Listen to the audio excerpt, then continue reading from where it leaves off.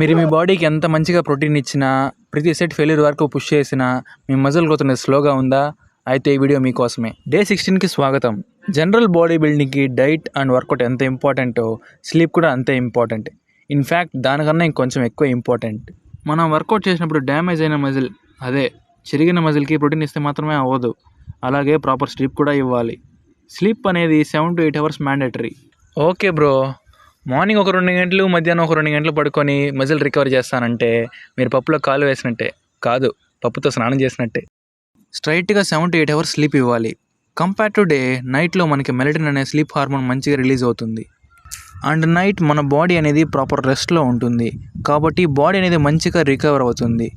డేలో సన్లైట్ వల్ల మెలటిన్ అనేది రిలీజ్ అనేది తక్కువ ఉంటుంది. సో నైట్ డే రికవరీకి అప్పర్ హ్యాండ్. ఈ ఇన్ఫర్మేషన్ మీకు నచ్చితే లైక్ చేసి ఫాలో చేయండి. ఇలాంటి మిస్టేక్స్ చేసిన మీ ఫ్రెండ్కి షేర్ చేయండి. ఈ రోజుకైతే ఇంతే, ఉంటా మరి.